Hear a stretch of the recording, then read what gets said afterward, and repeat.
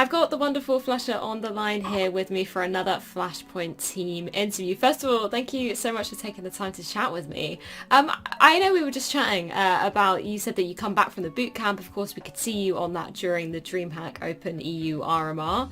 So what were kind of your key focuses when you guys were on that bootcamp? Just improving altogether. Like every time we're on a boot camp, we just improve so much more than playing from home. So we just kind of figured out what our problems were and what we had to deal with the most. So I think we're improving a lot lately, and I hope we keep improving from home as well. Yeah, I know that you guys were kind of saying that as a team, you'd struggled a little bit with, being separated when you were online. It was a bit of a sort of mental challenge for some of you guys. So how have you been working on that now that you're back, in your own surroundings playing from home? I mean, it's a bit harder playing from home, but I think the main focus is like we know what we have to focus on now, and I think just being together on a bootcamp has made it like easier to see everything that we needed to work on, and everyone's just got more focused, and we all got on the same page from just having that week together. Okay, interesting. And is there anything specific you were working on together there? It sounded like, you sort of made some revelations in terms of what you needed to be focusing on as a team. I think we just improved like our roles, and we looked back at what we're working like before, seeing what we struggle on now, and seeing what we did better before, and stuff like that. Just like always looking at what our main problems are and how to fix them. Were there any specific problems that you had and you kind of identified that? I mean, lately our anti-ecos have been really bad, so we've kind of looked into that the most. And then, obviously, if we're bad on a map, we're trying to like fix what the problems are there and stuff like that. But mainly, we're trying to like get back to the style we were playing when we're just started out last year. So we're trying to just get back to our own identity.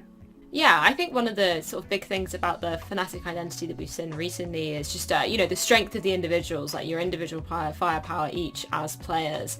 So with that in mind, is there anything that you've been specifically working on as a player going forward? Of course, we saw you at the URMR, going for some knife kills, the flusher stuff we always love to see. But is there anything you've been working on as a player? I mean, we've been switching roles lately and kind of switching positions as well. So we're trying to just get everyone into a consistent position and style of play. So I've been picking up the op more, being the second hopper to JW and stuff like that. So of course I always try to practice stuff, but mainly we're trying to focus on the team aspect right now. And in terms of the URMR, we saw you guys lost out to NIP to knock you down into that 5th to 6th place position, which is one of quite of the biggest upsets of the tournament, in my opinion, because, we weren't expecting NIP to be coming out that strong. So from that tournament, were there any key learnings for you as a squad? I mean, we were like playing good against every team we played against. We didn't have any matches where we were doing really, really poorly. So mainly as takeaway from the bootcamp, the RMR tournament was like we could win over any team we played against, and we felt that we were really strong and we can compete against any team. So I think our confidence got like boosted a lot just by playing that tournament and seeing what we actually could do. So I think that's a big point for us going into Flashpoint here. Yeah, and then speaking of Flashpoint, I want to get your opinion on some of the other teams we're going to be seeing there. Of course, alongside yourself, Big are going to be making their first appearance at Flashpoint this season. We saw them reaching, that world #1 spot in the HLTV world rankings, and then they've plateaued a little bit. We've seen them, some flares of brilliance at the most recent Blast event as well. I just wondered your perspective of the team. What do you make of them at the moment?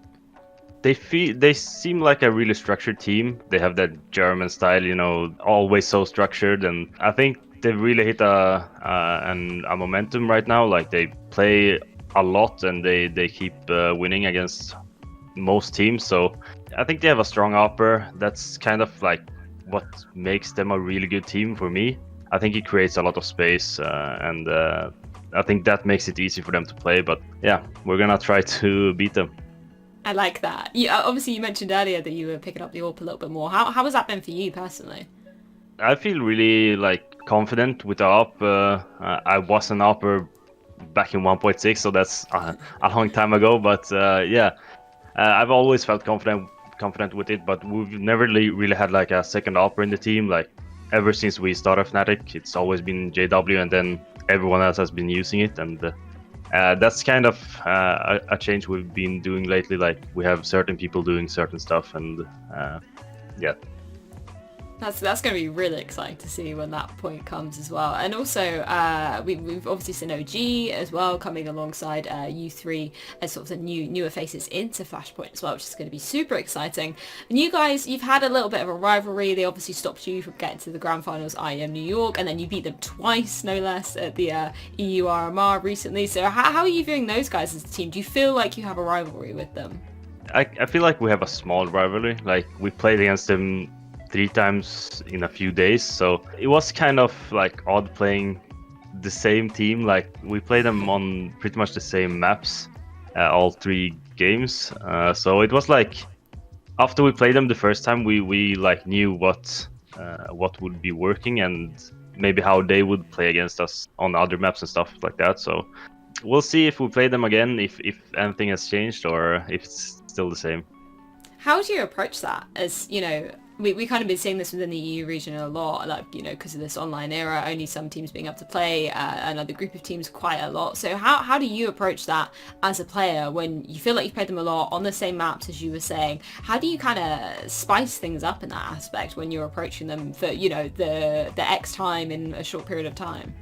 Just playing from like individual style, it's like you saw what was working for them last time, and then you maybe think about like, if they keep doing this, I'll do something else that counters that. So a lot of small things in the match is gonna be like one-on-one situations where you like, this guy usually does this, and you kind of like keep countering each other, like especially since we played 3 times in a few days. So there was a lot of like small things being worked on while we played and stuff like that. But yeah, as you saw, like the maps we lost on the first time, we won the second time, and they won the one they lost first time. So it's just like teams are really adaptable at the moment, and like as you see, if you play a team a second time in a small time period, then yeah, stuff changes. Yeah, I wanted to ask you about Overpass as well. That's one of the 3 maps that we've seen in that rotation against OG, and I spoke to Golden about it a couple of weeks ago during the EU RMR, and it's not a map that we've seen you often play, but it was a map that we saw you play a lot pre-COVID as well. He was saying you felt a lot more comfortable on it then. So how's the comfort level within the team on this map now? I don't think we're really sure about how we feel about that map yet. Like, I think some people are really comfortable and some are not. Like, people are maybe not feeling the positions they're playing as of yet. But we're working on it. But it's kind of hard, like working on all the different maps, and we're having like up and downs on all maps. Like our Dust 2 was really bad lately, and then we won against Astralis on it, and all of a sudden we feel playing that map is comfortable for us now. So I think we just need more official matches on Overpass to actually like know how good we are on it. Yeah, and of course we've seen the rise in 6-man rosters recently, and I wanted to get your thoughts on it as a player as well, because you've seen, you know, the Astralis approach where they're sort of shifting out players in and out for specific periods of time, and then we've got the Vitality approach of doing it sort of mid-series as well that we saw this weekend. So I wonder from your perspective, what do you kind of make of the rise of, you know, 6, 7, 8-man rosters recently? I think you need to be in a team that actually like wants to do that. I think we would have a problem doing it in our team. Like every player feels like we should play every game. So, and also there's like the talent pool in Sweden isn't that big as of now. Like we've been having more players late or in the past few years, but now there's no like talents coming out of Sweden, so it's really hard to find maybe a 6th person to have in the team. So, but overall, I think our team isn't a team suited for a 6-man lineup. Yeah, and in terms of like if you were to be competing against these kind of squads as well, how is that for the team? How do you sort of view it as potentially changing the overall Counter-Strike landscape with these other players on specific rosters? Yeah, of course, it creates a more dynamic play style for teams, and like you don't know what to expect and stuff like that. So it's harder to counter, but yeah, we're gonna have to see in the future if it's gonna be a thing or not. Like some teams might be doing it, sometimes some teams might not be. So yeah, the future will tell. Yeah. And of course, in the future, you're going to be facing some NA competition now. We've seen all the, well, not all of the, but some of the NA teams coming over. Specifically for Flashpoint, we've seen MIBR, Gen G coming over. Obviously, the MIBR lineup is sort of totally new. We haven't seen them debut as a squad just yet. So in terms of being a European team, how do you kind of prepare to come up against competition from another region when they've been in that region, for a long few months now? What are your preparations as a team? We've been practicing against most of the teams coming over already, so we kind of just looked into how they played already. Like it's pretty individually based teams, so there's a lot of fights, a lot of just individual skill they play on. So we kind of just looked at that from practices. It's not, you can't really look at demos and see like how they play and how to counter it, but we've gotten a grasp of how they play by just practicing against them.